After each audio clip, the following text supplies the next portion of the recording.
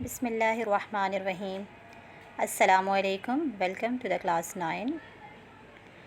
آج جو ہے وہ ہم سورۃ الممتحنہ کی آیت نمبر 7 سے 13 تک کریں گے انشاءاللہ۔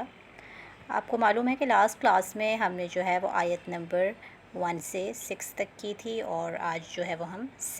آیت نمبر 7 سٹارٹ کر رہے ہیں، ٹھیک ہے۔ بسم اللہ الرحمن الرحیم، آیت نمبر 7۔ پہلے ہم لوگ جو ہے وہ لفظی ترجمہ دیکھ لیتے ہیں، ٹھیک ہے، پھر با محاورہ۔ عسى اللہ، قریب ہے کہ اللہ، ان یجعل، کہ وہ کر دے، بینکم، تمہارے درمیان، و بین، اور درمیان، الذین، ان لوگوں کے، عادیتم، تم عداوت رکھتے ہو، عداوت مینس دشمنی، ٹھیک ہے، منہم، ان سے، مودتاً، دوستی، واللہ، اور اللہ، قدیر، قدرت رکھنے والا ہے، واللہ غفور الرحیم، اور اللہ بخشنے والا، رحیم، رحم کرنے والا ہے، ٹھیک ہے۔ تو اس کا با محاورہ ترجمہ ہے کہ عنقریب اللہ تمہارے درمیان اور تمہارے دشمنوں کے درمیان محبت پیدا فرما دے گا، اور اللہ بہت قادر ہے، اور اللہ بہت بخشنے والا ہے، اور بے حد رحم فرمانے والا ہے، ٹھیک ہے۔ جیسا کہ آپ لوگوں کو معلوم ہے کہ جو پچھلی آیات تھی ان میں مسلمانوں کو کفار سے دوستی رکھنے کی ممانعت فرمائی گئی تھی، ٹھیک ہے۔ دوستی کی جو ہے وہ حرمت بیان کی گئی تھی کہ یعنی کفار سے آپ لوگوں نے دوستانہ تعلقات نہیں رکھنے ہیں، کیونکہ کافر جو ہیں وہ ہمیشہ سے جو ہے مسلمانوں کے دشمن ہوتے ہیں، ان کے ساتھ جتنا بھی اچھا سلوک کر لو وہ آپ لوگوں کو دھوکہ ہی دیتے ہیں، ٹھیک ہے۔ لیکن اس آیت میں تھوڑی سی ڈیفرنٹ بات آ گئی نا، کہ عنقریب اللہ تمہارے درمیان اور تمہارے دشمنوں کے درمیان محبت پیدا فرما دے گا۔ تو یہ فتح مکہ کے وقت بہت سے کفار جو ہیں وہ مسلمان ہوئے تھے۔ فتح مکہ جب ہوئی تھی تو بہت سے کافر جو ہے وہ مسلمان ہو گئے تھے، جیسے ان میں ابو سفیان وغیرہ شامل تھے، تو جو کہ مسلمانوں کے ساتھ پھر ان کی جو ہے وہ اچھا وہ ہو گیا تھا۔ تو اگرچہ پہلی جو آیات میں ممانعت آئی وہ اس قدر آئی تھی کہ اگر وہ آپ کے قرابت میں کتنے ہی قریب ہوں، یعنی آپ کے رشتہ دار ہوں، کیونکہ اس وقت تو ایسا تھا کہ اگر بیٹا جو ہے وہ مسلمان ہے تو اس کا باپ جو ہے وہ کافر ہے، یعنی آپ کے بہت زیادہ قریبی رشتے ہوتے تھے، ماں باپ ہو سکتے تھے کہ جو کہ کافر ہوں اور آپ جو ہے وہ مسلمان ہو جائیں، اور پھر یہ بات آ گئی کہ آپ نے کفار سے دوستی نہیں رکھنی، اسٹرکٹلی اس بات سے منع کر دیا گیا۔ لیکن اس کے بعد پھر جب یہ آیت آئی تو اس کا مطلب یہ بھی ہو سکتا ہے کہ جو اللہ تعالیٰ نے اس میں کہا کہ اللہ اس عداوت کو دوستی میں بدل دے، تو اس کا مطلب یہی ہوا کہ اللہ تعالیٰ ان کو ایمان کی توفیق عطا فرما دے، اللہ تعالیٰ ان لوگوں کو ایمان کی توفیق دے دے، تو پھر وہ تمہارے جو ہے وہ یقیناً دوست بن جائیں گے۔ تو پھر ایسا ہی ہوا کہ فتح مکہ کے وقت جو ہے وہ بہت سارے کفار جو ہے مسلمان ہو گئے، اور اس طرح سے مسلمانوں کے اور ان کے درمیان دوستی ہو گئی۔ اوکے، آیت نمبر 8۔ لا ینہاکم، تحقیق منع نہیں کرتا، اللہ عن الذین، ان لوگوں سے، لم یقاتلوکم، تم سے نہیں لڑتے، فی الدین، دین میں، ولم یخرجوکم، اور انہوں نے تمہیں نہیں نکالا، من دیارکم، تمہارے گھروں سے، ان کے، تبروہم، تم دوستی کرو ان سے، وتقسطوا، اور تم انصاف کرو، الیہم، ان سے، ان اللہ، بے شک اللہ، یحب، محبوب رکھتا ہے، المقسطین، انصاف کرنے والوں کو، ٹھیک ہے۔ بمحاورہ ترجمہ، اور اللہ تم کو ان کے ساتھ نیکی کرنے اور تھوڑا تھوڑا دینے سے نہیں روکتا، جنہوں نے تم سے دین میں جنگ نہیں کی اور تم کو تمہارے گھروں سے نہیں نکالا، بے شک اللہ تھوڑا تھوڑا دینے والوں کو بھی پسند فرماتا ہے، ٹھیک ہے۔ تو یعنی اس آیت میں اللہ تعالیٰ کیا فرما رہا ہے کہ اللہ تم کو ان کے ساتھ، کن کے ساتھ، کفار کے ساتھ، اللہ تم کو ان کے ساتھ نیکی کرنے اور تھوڑا تھوڑا دینے سے نہیں روکتا، جنہوں نے تمہیں دین میں جنگ نہیں کی، جنہوں نے تم سے دین میں جنگ نہیں کی، یعنی ایسے بھی کچھ لوگ ہیں جنہوں نے تم سے جنگ نہیں کی اور جنہوں نے تمہیں گھروں سے نہیں نکالا۔ تو اس ضمن میں جو ہے وہ ایک واقعہ ہے کہ صحیح بخاری میں آتا ہے کہ حضرت اسماء بنت ابی بکر صدیق رضی اللہ تعالیٰ عنہ سے روایت ہے کہ ان کی جو والدہ ہیں بحالت کفر مکہ سے مدینہ پہنچی، تو وہ جو ہے وہ اپنی بیٹی کے لیے کچھ گفٹس وغیرہ لے کر آئی. تو پھر حضرت اسماء نے کہا کہ عرض کی انہوں نے رسول اللہ صلی اللہ علیہ وسلم سے کہ انہوں نے اپنی والدہ سے جو ہے وہ گفٹ لینے سے انکار کر دیا. تو رسول اللہ کے پاس جب یہ واقعہ پہنچا تو آپ صلی اللہ علیہ وسلم نے فرمایا کہ والدہ کے ساتھ صلہ رحمی کرو. تو اس وقت یہ آیات نازل ہوئی ہیں کہ لا ینہاکم اللہ عن الذین لم یقاتلوکم، یعنی وہ لوگ جو تم سے دین کے معاملے میں نہیں لڑتے اور تمہیں گھر سے نہیں نکالتے، تو تمہیں گھر سے نہیں نکالتے، تم سے نہیں لڑتے، اور بے شک اللہ تھوڑا تھوڑا دینے والوں کو پسند فرماتا ہے. تو ایسی صورتحال میں جو ہے وہ نبی پاک صلی اللہ علیہ وسلم نے حضرت اسماء کو اپنی والدہ کے ساتھ اچھا سلوک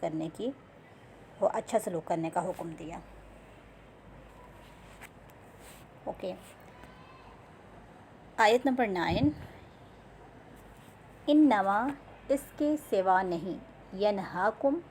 تمہیں منع کرتا اللہ عن الذین ان لوگوں سے جو قاتلوکم تم سے لڑے، فی الدین دین میں، واخرجوکم اور انہوں نے تمہیں نکالا،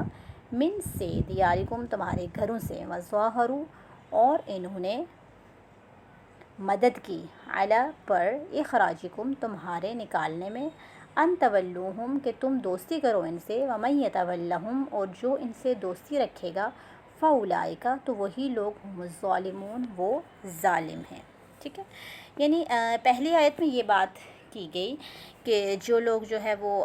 جنہوں نے آپ کو گھر سے نہیں نکالا، جنہوں نے دین میں آپ سے جنگ نہیں کی، آپ ان سے جو ہے تھوڑا تھوڑا رکھ سکتے ہو دوستی، لیکن وہ لوگ آ گئے جو تمہارے ساتھ دین میں لڑے، تمہارے دین میں تم سے لڑے اور انہوں نے تمہیں نکالا. ٹھیک ہے، تو یہ آیتیں جو ہیں وہ صلح حدیبیہ کے موقع پر نازل ہوئی تھی، اور صلح حدیبیہ کی کچھ شرائط تھی، اور جن میں سے ایک شرط یہ بھی تھی کہ جو شخص مسلمانوں کی طرف سے کفار کے پاس چلا جائے وہ واپس نہ آئے، اور جو کافروں کی طرف سے آئے وہ واپس چلا جائے. تو پھر اس موقع پر جو ہے وہ یہ آیت جو ہے وہ نازل ہوئی. جبکہ یہ ایسے کچھ پوائنٹس تھے جو کہ مسلمانوں کے خلاف تھے، لیکن اس وقت جو ہے نبی پاک صلی اللہ علیہ وسلم صلح حدیبیہ کے موقع پر صلح کی شرطوں کو مان لیا تھا، اور جو ہے وہ آپ کو پتہ ہے کہ صلح حدیبیہ کے موقع پر مکہ مکرمہ کی زیارت کے لیے جا رہے تھے، جو کہ اس وقت پھر نہیں گئے. اس سال کے لیے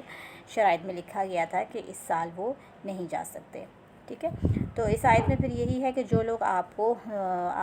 آپ کے لیے آپ کے دین میں لڑتے ہیں، آپ لوگوں کو گھر سے نکالا، تو ان سے دوستی نہ رکھو. ٹھیک ہے، یعنی جو ان سے دوستی رکھے گا وہ کون ہوگا؟ وہ ظالموں میں سے ہوگا. ٹھیک ہے،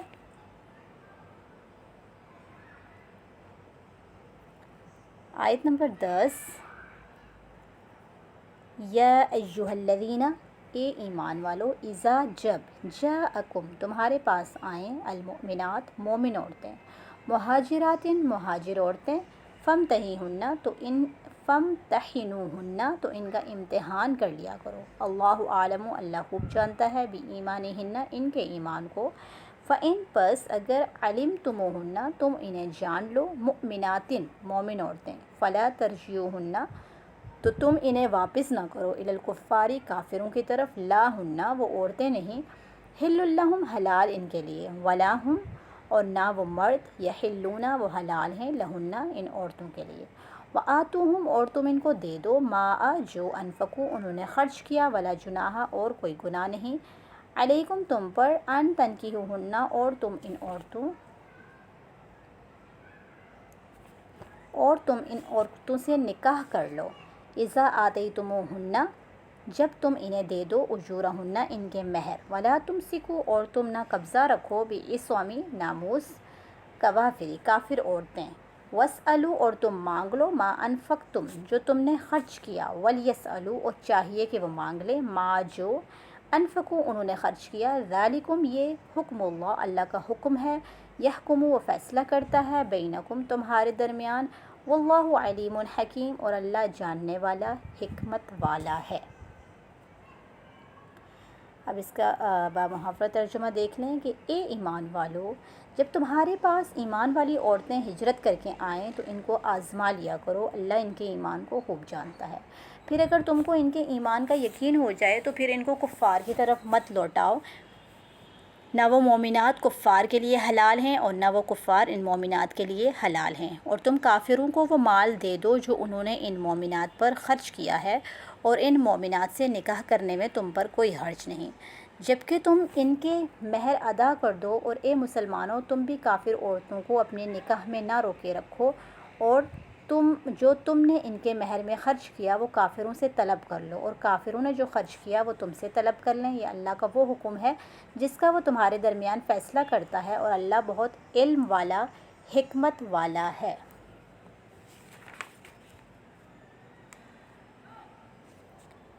تو اس آیت میں جو ہے وہ عورتوں کے واپس کرنے کی ممانعت کی گئی ہے، عورتوں کے بارے میں یہ آیت جو ہے وہ نازل ہوئی کہ جس میں عورتوں کو واپس کرنے کی ممانعت کی گئی۔ کچھ مسلمان عورتیں اگر کفار کے قبضہ میں آ جائیں تو ان کے مسلمان شوہروں کو ان کا دیا ہوا مہر وغیرہ واپس کریں، ٹھیک ہے۔ یعنی اس میں اللہ تعالیٰ نے فرمایا کہ اگر کفار کی طرف سے یعنی عورتیں ادھر آ جاتی ہیں اور وہ مسلمان ہو جاتی ہیں تو تم ان کے ساتھ نکاح کر لو، اور جو کافروں نے یعنی ان پر خرچ کیا ہے مہر وغیرہ ان کا وہ آپ ان کو دے دو، اور جو تمہارے پاس کفار کی عورتیں آتی ہیں تم ان کو واپس ان کے پاس بھیج دو، اور جو تم نے ان پر خرچ کیا ہے وہ جو ہے وہ کافروں سے تم لے لو۔ یہاں یہ آیت جو ہے وہ خاص طور پر عورتوں کے بارے میں نازل ہوئی کہ جو عورتیں کفار سے آپ کے پاس آ جاتی ہیں ان کو واپس نہیں کرنا۔ آیت نمبر 11، وَإِن فَاتَكُمْ، اور اگر تمہارے ہاتھ سے نکل جائے شیئن کوئی، من ازواجکم تمہاری بیویوں سے، الکفار کفار کی طرف، فعاقبتم تو ان کو سزا دو، فآتو پس دو، الذین ان کو جن کی ذہبت جاتی رہی، ازواجہم ان کی عورتیں، ما اس قدر جو، انفقوا انہوں نے خرچ کیا، واتقوا اللہ اور ڈرو اللہ سے، الذی وہ جس، انتم وانتم بھی تم اس پر مؤمنون ایمان رکھتے ہو۔ ترجمہ، اور اگر تمہاری بیوی میں سے کوئی بیوی چھوٹ کر کافروں کی طرف چلی جائے پھر تم کافر سے مال غنیمت کر لو تو مال غنیمت میں سے ان مسلمان کو اتنا مال دے دو جتنا انہوں نے ان بیویوں پر خرچ کیا تھا جو کافروں کی طرف چلی گئی ہیں، اور اللہ سے ڈرتے رہو جس پر تم ایمان لا چکے ہو۔ تو اس میں بھی یہی ہے کہ اگر تمہاری کوئی بیوی جو ہے وہ چھوڑ کر کافروں کی طرف چلی جاتی ہے پھر تم کافر سے مال غنیمت حاصل کر لو، اور مال غنیمت میں سے ان مسلمانوں کو اتنا مال دے دو جتنا انہوں نے ان بیویوں پر خرچ کیا تھا جو کافروں کی طرف چلی گئی ہیں۔ آیت نمبر 12، یا ایہا النبی اے نبی، اذا جاءک جب آپ کے پاس آئیں، المؤمنات مومن عورتیں، یبایعنک آپ سے بیعت کرنے کے لیے، علی ان اس پر کہ لا یشرکن نہ وہ شریک کریں گی، باللہ اللہ کے ساتھ، شیئن کسی شے کو، ولا یسرکن اور نہ ہی وہ چوری کریں گی، ولا یزنین نہ وہ زنا کریں گی، ولا یقتلن نہ وہ قتل کریں گی، اولادہن اپنی اولادوں کو، ولا یأتین اور نہ لائیں، بہتان سے، یفترینہ جو انہوں نے باندھا ہو، بین ایدیہن اپنے ہاتھوں کے درمیان، وارجلہن اور اپنے پاؤں، ولا یعصینک اور نہ آپ کی نافرمانی کریں گی، معروفن نیک کاموں میں، فبایعہن تو آپ ان سے بیعت کر لیں، واستغفروہن اور مغفرت مانگیں، واستغفر لہن اور مغفرت مانگے ان کے لیے، اللہ سے، ان اللہ بے شک اللہ غفور بخشنے والا، رحیم رحم کرنے والا ہے۔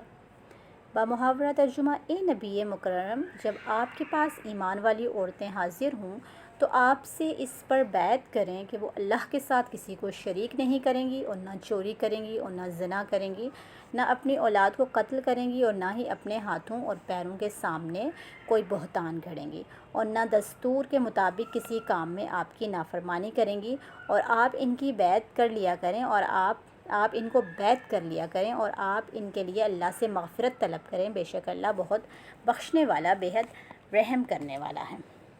تو اس آیت میں مسلمان عورتوں سے ایک بیعت لینے کا ذکر آیا ہے کہ جس میں مسلمان عورتوں سے بیعت لی گئی کن کن چیزوں کے بارے میں، کہ وہ اللہ کے ساتھ کسی کو شریک نہیں کریں گی، چوری نہیں کریں گی، زنا نہیں کریں گی، اور اپنی اولادوں کو قتل نہیں کریں گی، کسی پر بہتان نہیں لگائیں گی، کسی کام میں آپ کی نافرمانی نہیں کریں گی۔ ان ساری